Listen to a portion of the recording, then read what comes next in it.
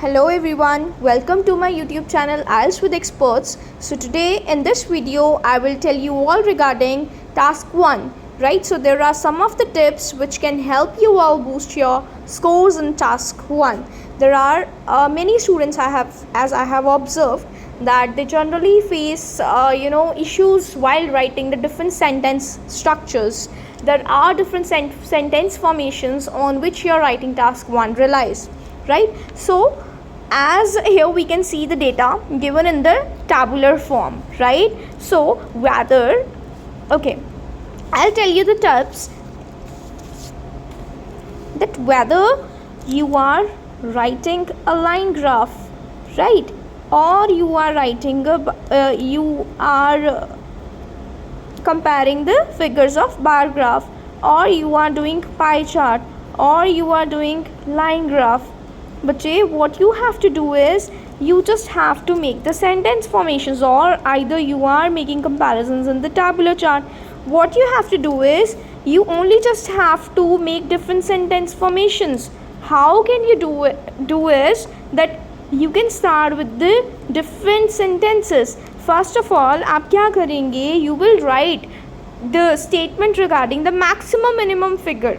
Whatever the category is given in the chart, like whatever the figure is given in the chart, you will start only with the minimum and maximum value. First of all आप क्या करेंगे, आप observe करेंगे उसमें chart में आपका graph है, line chart है, कि भाई मैक्सिमम इन्फॉर्मेशन जो है वो किस मैक्सिमम वैल्यू किस चीज़ की दी हुई है, मिनिमम वैल्यू किस चीज़ की दी हुई है. एंड आप बेटा सबसे पहले कौन सी लाइन लिखेंगे, मैक्सिमम मिनिमम वाली, irrespective of the particular country, irrespective of the particular year. Okay, so बेटा सेकेंडली आपका ध्यान किस पे होना चाहिए, आप किसके रिगार्डिंग सेंटेंसेस जो है वो फॉर्म करेंगे. Second line will be regarding the negligible difference. Negligible means जिसको आप निगलेक्ट कर सकते हैं, like any of the figure जिसको आप कंपेयर करें तो आप उसको नज़रअंदाज कर सकते हैं, मीन्स मिनिमल, और you can say minor one. Is it clear? ठीक है. सेकेंड सेंटेंस बेटा आप ऐसे करेंगे, फॉर एग्जाम्पल हमारे पास ए कैटेगरी है, ठीक है, एंड हमारे पास यहाँ पे बी कैटेगरी है. सो इसका डिफरेंस यहाँ पे वैल्यू 22% है, यहाँ पे 24% है. यहाँ का डिफरेंस जो है बेटा इसको माइनस करेंगे. When we will subtract 22 from 24 then we will get 2, right. So यहाँ पे 2 इज़ द डिफरेंस हेयर, जो क्या है, मिनिमल है, जिसको हम नज़रअंदाज कर सकते हैं. तो आप सेकेंडली पहले ऐसे लिख के, the maximum value maximum percentage can be observed in case A while the minimum percentage can be observed in case B where the former had this percentage while the latter had this percentage. कि पहले कितनी थी, second कितनी थी, ठीक है. उसके बाद माइनस कर दो इनमें से कि for example A and B में नेग्लिजिबल डिफरेंस वाज ऑब्जर्व्ड, या फिर merely या just या hardly 2% of difference has been observed in category A और category B. Is it clear? Second बेटा हमारी सेंटेंस फॉर्मेशन ये होगी. उसके बाद आप क्या करोगे, आप ढूंढोगे कि कौन से ऐसी वैल्यूज़ हैं बेटा जो हमें ऑलमोस्ट सेम दिख रही हैं, कि लगभग सेम. जैसे मान लो 6.80 है, यहाँ पे मान लो कि 6.79 है, तो बेटा ये ऑलमोस्ट सेम हो गई ना. मान लो 6 वाली लाइन से कोई भी स्टार्ट कर लो, 12 है, या फिर 6.43 है, तो बेटा ये क्या है, ऑलमोस्ट सेम वैल्यूज़ है. सो आप सबसे नेक्स्ट वाली लाइन क्या लिखोगे कि आइडेंटिकल है वैल्यूज़ जो हैं हमारे पास ना, ठीक है, जो हमारे पास वैल्यूज़ हैं वो क्या है, सेम है. देन बेटा आप क्या करोगे, कई बार हमारी टेबल में आता है कि जैसे मान लो 12 है, अब मान लो कि ए की जो परसेंटेज है वो 12 है, ठीक है बेटा. अब यहाँ पे इसकी परसेंटेज कितनी होगी, 36 होगी. तो हम ऐसे बोल सकते हैं 12 मल्टीप्लाई बाई 2 कितना होता है, 36 होता है. सो हम बोल सकते हैं कि जो सी की बेटा परसेंटेज है वो 3 टाइम्स क्या है, मोर है in comparison with the age value. ठीक है जी. सो हम यहाँ पे क्या करेंगे, यहाँ पे हम 2 टाइम्स 3 टाइम्स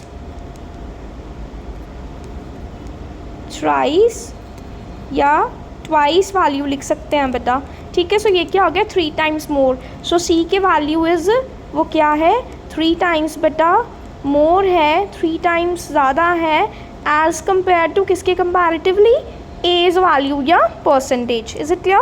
सो बेटा ये हमारे पास 1 2 3 4 सेंटेंस फॉर्मेशंस आ गए डिफरेंट। अभी आई लेट यू नो कि how you can actually right all the sentences, ठीक है। बट अभी हमारे पास 4 कैटेगरीज ये वाली हैं। ओके बेटा, सो नेक्स्ट हम कौन सा सेंटेंस लिख सकते हैं बेटा? हम लिख सकते हैं रेंजिंग बिटवीन वाली लाइन हम फॉर्म कर सकते हैं। पता नहीं आप में से कुछ बच्चे करते हैं या नहीं करते, बट स्टिल है we can use the statement ranging between. जैसे मान लो बेटा यहाँ पे 7% है, यहाँ पे 8% है, बीच में आ गया 7.6% और यहाँ पे आ गया 8.5% और यहाँ पे आ गया 9%। सो बेटा हम कह सकते हैं ये ABCDE की वैल्यू है। सो ABCD एंड जो E की वैल्यू है दैट इज़ रेंजिंग फ्रॉम कहाँ से लेके 7% टू 9%। तो बेटा उसमें सारे कवर हो गए। Is it clear? ठीक है जी। सो हम एक सेंटेंस फॉर्मेशन बेटा ऐसे लिख सकते हैं। सो 1 2 3 4 5 हमारे पास सेंटेंसेस आ गए। नेक्स्ट बेटा हम और कैसे सेंटेंस फॉर्म कर सकते हैं? फॉलोड बाय वाली लाइन लिख के। Have you ever heard about this?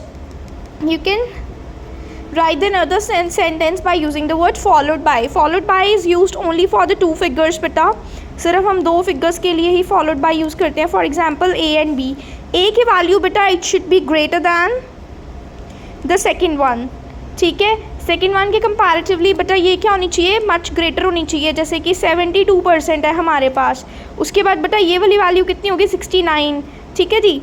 सो 69 जो है हमारे पास बेटा इसकी क्या होगी वैल्यू? अब 69 जो है उसके इसके बीच में कोई भी नहीं आना चाहिए। तो A क्या है बेटा? वो ग्रेटर है और ये क्या है? स्मॉलर है। तो हम कैसे लिखेंगे? The percentage of A was 72% followed by the B where percentage recorded was 69%। So एक बेटा हमारे पास कौन सी लाइन आ गई? फॉलोड बाय वाली लाइन आ गई।